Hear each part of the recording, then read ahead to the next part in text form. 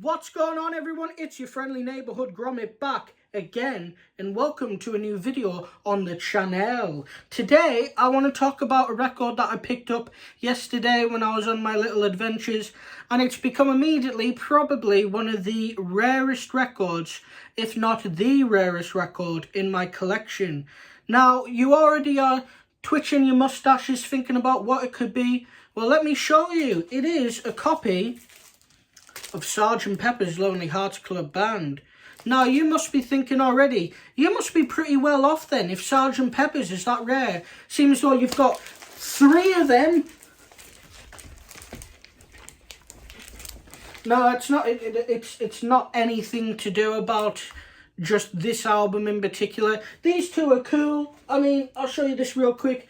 This one is a mono original with the original inner sleeve and the card and everything.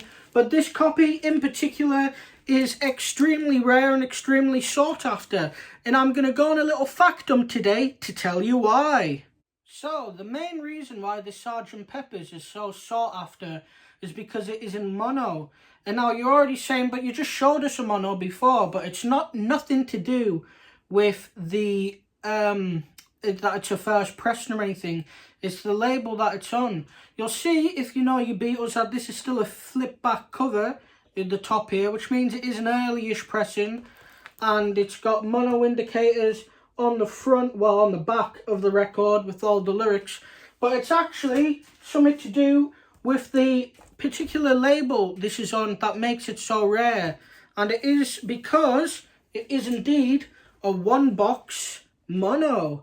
Now, why are these so rare, I hear you screaming on top of a tower at 2 a.m. in the morning? Well, let me tell you why. By the tail end of the 1960s, it had become pretty obvious that mono had had its day, with stereo becoming the prominent format across pretty much all record labels.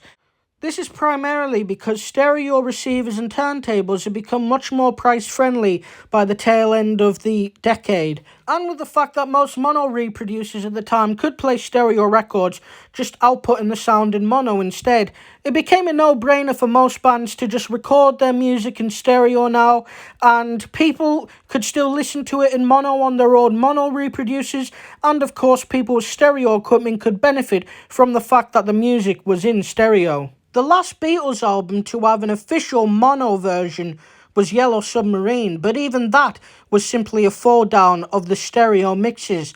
After that, the Beatles recorded exclusively in stereo on Abbey Road and Let It Be. With the Beatles, and furthermore the world, now pretty much being exclusively stereo, EMI didn't really see the need to press the original mono mixes of older Beatles albums anymore. The final yellow and black Parlophone labels arrived in July 1969 and didn't have the sold in UK text on, as it was unnecessary now with new tax regulations, meaning that records could be sold outside of the UK. A new age had arrived for EMI, and with that, they decided to change up the labels to celebrate the new decade. Here is a copy of a standard 1-box pressing. This is a rubber sole. As you can see, we still are utilising the OG flip-back covers on these pressings, and sometimes you'll find them in EMI inner sleeves. This is actually an earlier one, but they probably, you know what EMI were like, they were probably just saving these over, so I doubt that isn't the original. But as you can see, it's a 1-box pressing, and this is a stereo one, the most common ones of course, and that's what they look like. Yeah. The 1-box EMI labels would stick around for only 2 years, when in 1971 they changed the label once again, and this time it was here to stay. Whereas here is a classic example of a 2-box EMI pressing, and these were around for literally years. I was alive when they were still doing 2 boxes, I shit you not. So yeah, these were around for even longer than the yellow and black label, even longer than the gold. These stuck around the longest. Coming back to the 1-box, at the absolute start of the 1-box's run, EMI pressed 3 new mono versions of old Beatles albums on the label. These would be Please Please Me, Help, and Sergeant Pepper's Lonely Hearts Club Band. These were only ever really pressed in quantities of 1,000 to 2,000, which is why they are so rare and sought after today. They were also planning on releasing one other album in mono, that being Revolver, but they decided to scrap that decision late on. But they still made a couple of labels for a mono Revolver one box. These are insanely rare, and I can't talk about their rarity well enough here, so here's a clip from Polygram Auctions where he discusses the mono one box Revolver and its obscurity. Although no mono discs were printed up for that issue, some mono labels were printed, but only, it seems, side 2. EMI were never a company to throw things away, and were well known for using up old stock labels on later pressings, which is just what they did here.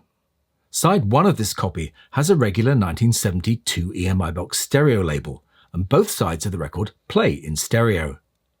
But it's that mono label which makes this copy so valuable. Copies really are like gold dust. I've only ever seen 2 of them, and if you find one, you can easily expect to get $1,000 from a collector. So there we go, guys. A little look into the very brief history of the one box monos. If you find any of these out in the wild, pick them up, because although they're maybe not extremely expensive, bar from that Revolver of course, they are still very rare and very cool to have in your Beatles collection. Thank you very much for watching, everyone. It's been your friendly neighborhood Gromit, and I will see you later.